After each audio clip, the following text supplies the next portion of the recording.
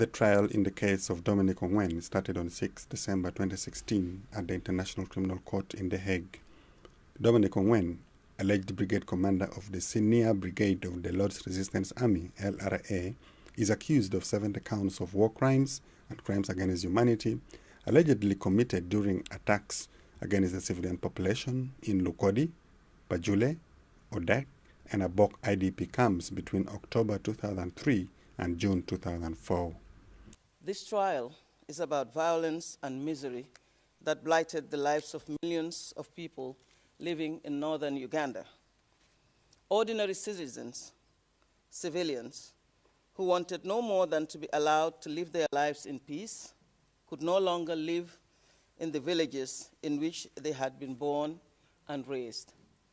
Further, the prosecution alleges that from at least 1st July 2002 until 31st December 2005, Dominic Ongwen, Joseph Kony, and the other senior brigade commanders were part of a common plan to abduct women and girls in northern Uganda that were then used as forced wives and sex slaves, tortured, raped, and made to serve as domestic help, and to conscript and use children under the age of 15 to participate actively in hostilities.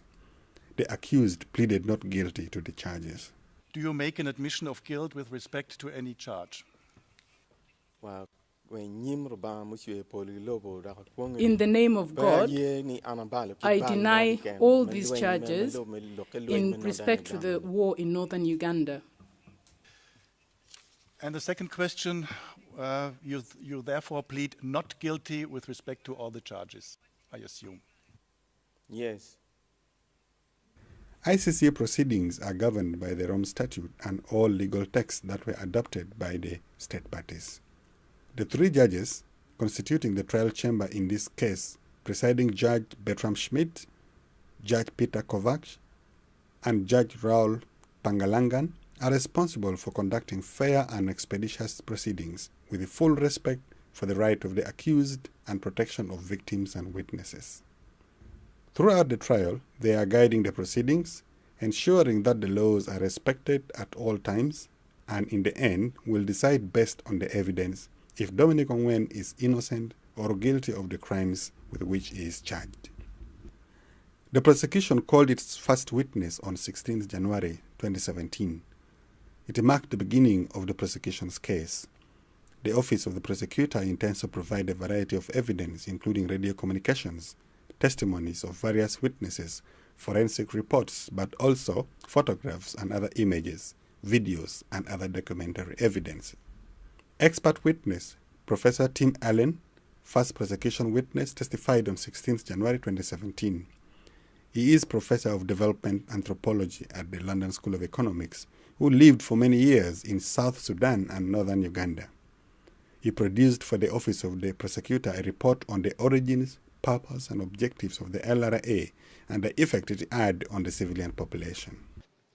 There always has been ambiguity about those involved in the Lord's Resistance Army. As I mentioned earlier, the LRA's military tactics were rather different to the Holy Spirit movement. The LRA has always used fairly small units for its military activities, often operating fairly independently from one another. But they have, in addition, abducted, or people have been drawn into the LRA in rather large numbers, particularly when the LRA were based in South Sudan and were receiving support from the Khartoum government. A rather large number of people were living with the Lord's Resistance Army, cultivating fields and so on. So there's always been ambiguity between those people who have gone to be with the LRA, many of them abducted, and those who are actually involved in the fighting. The numbers involved in the military campaigns have been, I'm suggesting here, between 3,000 and 4,000, probably at the peak, rather less in recent years. Joseph Kony and his commanders were astute at dealing with guerrilla warfare of various kinds, broke up into smaller units, and were able to outflank the Ugandan forces and began operating again in northern Uganda. They hadn't operated very much in northern Uganda for a while and began to operate again in northern Uganda from 2002 onwards with serious implications for the population in the IDP camps. By the end of the 1990s, I believe something in the region of 800,000 people were in displacement camps. As I mentioned earlier, by 2004, some estimates of people in displacement camps were as high as 2 million. I don't believe it was ever quite that high, but 1.5 million is not an unreasonable estimate. Witnesses are examined in the courtroom by the prosecution and the defense. Mr. Ongwen is represented by a defense team led by the defense counsel, Mr. Crispus Ayanodon. The defense is conducting its own investigations and has the right to examine prosecution witnesses, to present its case and its witnesses, and to present documents, videos, photographs, maps, and other material as evidence. Legal representatives of victims can question witnesses upon the approval from the chamber on issues relevant for their clients. Protected witness P0403 testified on the 18th and 19th of January with the protection measure of image distortion. The witness is an analyst at the OTP Situation Analysis section. His task at the office of the prosecutor related to the Ongwen case was to find case-relevant data in the logbooks and of intercepted LRA radio communications. He wrote a report about radio communications between different members of the LRA related to the 4 attacks on IDP camps. The witness told the chamber that the LRA used radio communications to coordinate operations and meetings, to pass messages, to report and to update operation plans. According to the witness, LRA commanders had about 30 radios and could communicate from northern Uganda to the South Sudan. These radios, he said, were looted from the Ugandan Army, UN, and some religious missions. Aside from Tonfas, they used various other encoding systems in the radio communication, such as Metafas, for example. I focused on 4 charged attacks, as I was advised by the prosecution team, those attacks being relevant to the charges against Mr. Ongwen. So I focused on the intercept communications where those attacks were communicated. I did not include any communications of calls for attacks in general prior to the attack taking place that may or may not have been associated with any one attack in specifically. So I focused on any LRA radio communication with regards to an attack from plus or minus minus a day or two, up to and including up to a week after the attack. So basically, the information that is known to the OTP, communications associated with any one particular attack. In addition to that, I also looked into 4 dates that it was random to the degree that I picked one date from any one particular year during the charged period. So I picked one random date in 2002, another one in 2003, and then 2004 and 5. But so the years I selected, but I chose the dates at random. And then out of the communications or the intercept summaries from the communications of that particular day, I then myself chose which information to include in my comparison. So I did not include all of the radio communications, all of the communications discussed on that particular day. The same way I did not include all of the communications from the particular days in relation to the 4 charged attacks. When they were talking about seemingly unrelated matters, I did not include those. I focused on the mentions of the attacks and the reporting of the attacks. Now, for the 4 dates that I chose at random, and then the not random selection of which details and which reports to actually compare and contrast. I was looking for something that is unrelated to the charges against Mr. Ongwen, and something that can be perceived as menial and everyday enough in the LRA communications, just to see the level of reporting between the various logbooks that I came across, to see what they deemed relevant enough to include in the communications and what they did not. In the pretrial brief, the prosecution alleges that from at least the early 1990s, the LRA used high-frequency radios to communicate internally, and that by 2002, it had developed a sophisticated method of communicating by radio. Joseph Kony was often hundreds of kilometers away from these troops, and he used high-frequency radio to issue orders and communicate with his senior commanders spread over a large territory. In the continuation of the trial, from 23rd January to 3rd February 2017, 3 radio operators testified at the trial of Dominic Ongwen. 2 former LRA radio operators and 1 working for Internal Security Organization in Uganda testified mostly about the LRA radio communications. Protected witness P0016, who testified from 23rd to 26th January with the protective measures of image pixelation and voice distortion, said that he was a signaler, radio operator in the LRA. He spent some time as a radio operator for the Senior Brigade, allegedly under the command of Dominic Ongwen. Witness P0016 testified that he was kidnapped by the LRA in Uganda and taken to Sudan, where he was later injured and trained to work as a radio operator. During the training, on the first occasion, we were instructed on how to handle the radio. Next, we were told how to connect the radio, how to, about the batteries.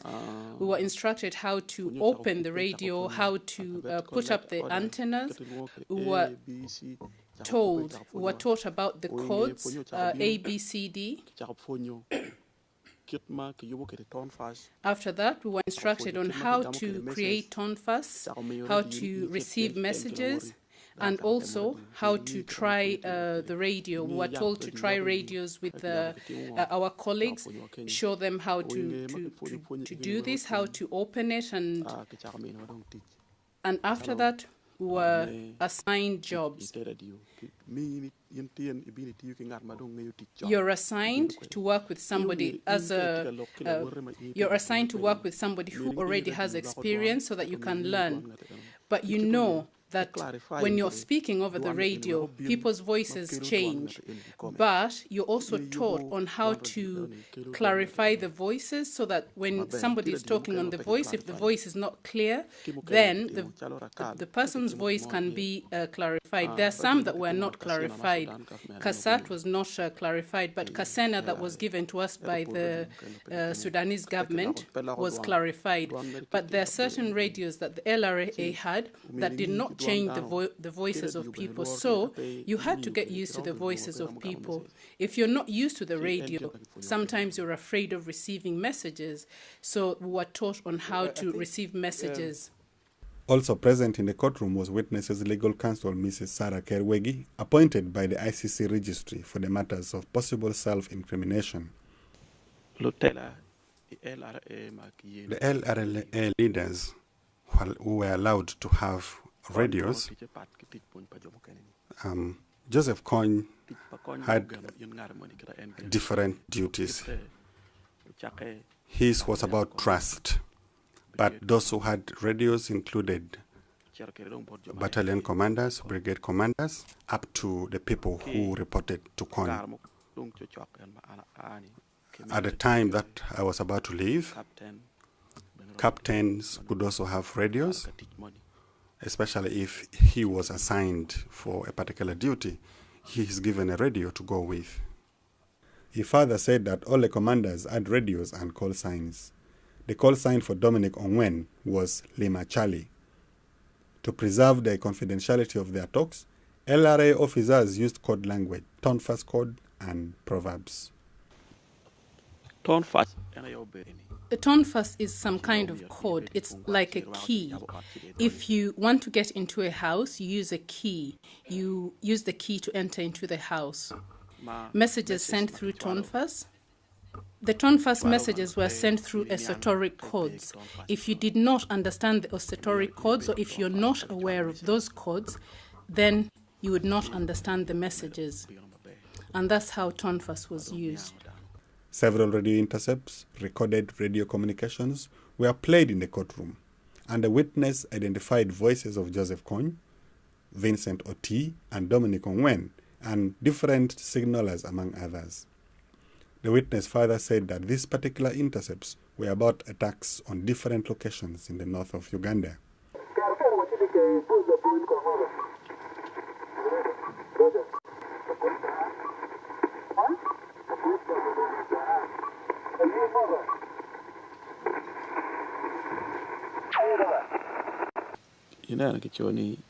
Witness, it is written here on the shoulder. When they say here loophole in actually, that means those in the skies have given ranks to the people. That means Kony is saying that his spirit has given ranks, and these ranks are normally placed on the shoulders. In another intercepted radio communication, the witness recognized voices of Dominic Ongwen and Vincent Oti, who were talking about an attack on Lukodi.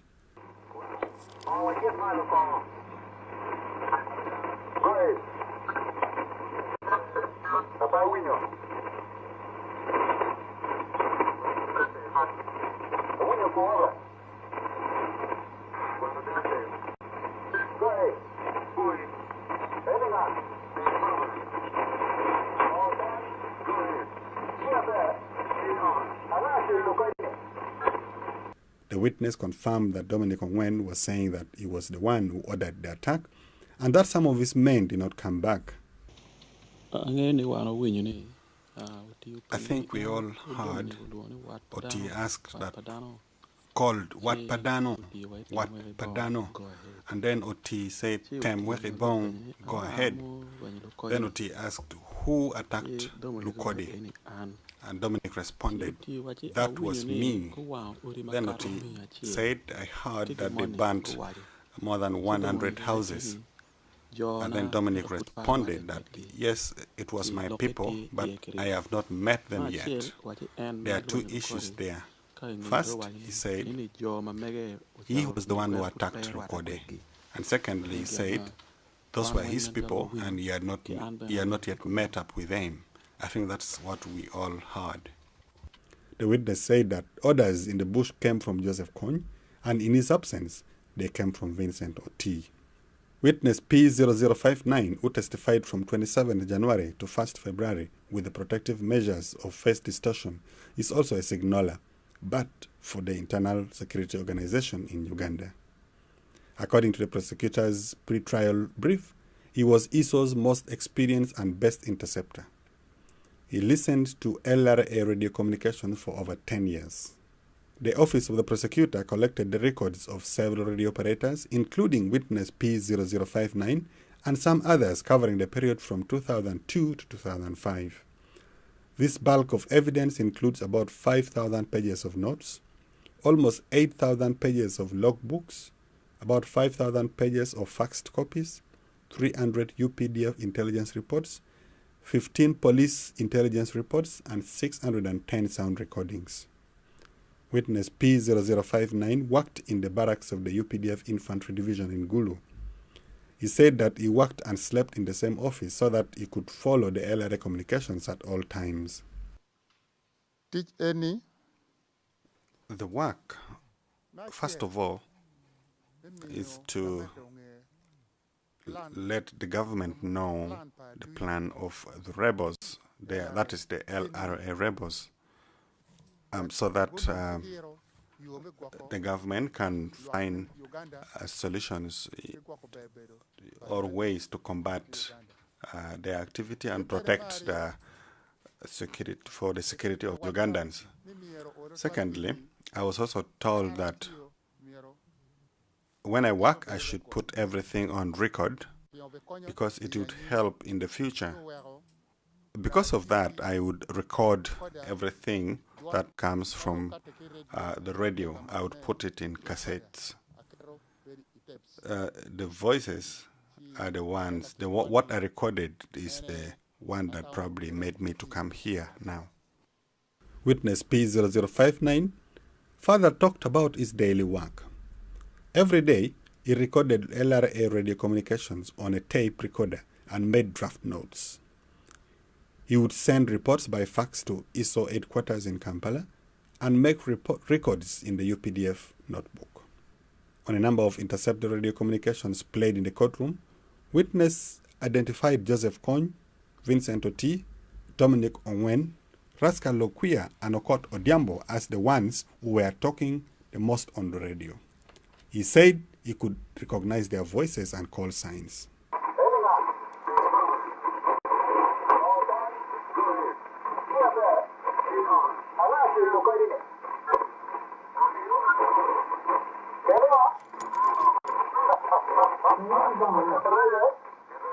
Duan ma angeo tie. Duan Oti Vincent. I recognized Oti Vincent's Duan voice. Dominic Ongwen. I also recognized Ongwen Dominic's voice. Oti used the call sign TEM. TEM is an abbreviation for Temwere Bong, which is Dominic Ongwen's call sign. The witness said that the LRA used tonfas to encode their radio communication messages, but also nicknames, jargon, and altered Acholi that would sound like it had no meaning to make it more difficult to understand. As I have told you, this is not an easy job. First, I was trained as a signaler. Secondly, I concentrated on my work so that it can yield fruits. I listened carefully so that I can get some information from it to help the government of Uganda. Thirdly, I also thought one day such rebellions will end, and certain things need to be recorded for courts such as these. On another series of intercepts played in the courtroom, the witness recognized Dominic Ongwen giving operational reports from various places in northern Uganda, each time listing items seized during the attacks. Besides ammunition and guns, Ongwen once reported bazookas and a diamond, then a Motorola phone and other items. Joseph Kony told him to keep the diamond. Witness P0440, former LRD operator, testified with the protection measures of face and voice distortion from 1st to 3rd February 2017. Mrs. Sarah Kerwegi was present in the courtroom as counsel for the witness and was appointed by the registry for matters of possible self-incrimination. He testified about his abduction and his experience at the LRA until August 2004, when he managed to escape. Often, the people selected to be radio operators were at least some people with some background education and who can read and write. And once those people have been selected, what kind of training would they receive? The training offered concerns how to tune in the radio, how to change the channels, how to send messages through the radio, and also how to move to the place from where you are supposed to send the messages. Those are the main things which are first taught to the trainees. The witness further said that Joseph Kony, the overall commander of the LRA, was the one who was deciding on the content of the messages. Many times when he has some idea that maybe to abduct some people, then he would instruct that you go and collect food, or if there's a group that can get people to abduct, then they can do that. The witness said that Dominic Ongwen was one of the commanders who typically followed Kony's orders and was referred to over the radio as Tem Wekibong. Well, they'll delegate subordinate commanders to go and do the tasks because they themselves would not be in a position or they would not want to do the job at that particular time. So they would delegate it to subordinate commanders, to junior commanders. Witness was also asked to identify and summarize intercepted radio communications. In one of the intercepts, witness recognized the voice of Dominic Ongwen, who reported that he had come back from a mission in Odek, and that 9 Ugandan soldiers and many civilians had died. When asked if Joseph Kony was a harsh commander who enforced discipline, the witness said that he was sometimes strict and sometimes kind. Yes, I know that people who were under his command and the orders that he would issue, people were actually afraid of the orders that he would issue. Sometimes they would respect it because of fear, because they would not know exactly what he was going to do at any particular time. The trial in the case of Dominic Ongwen will resume on Monday, 27th February 2017.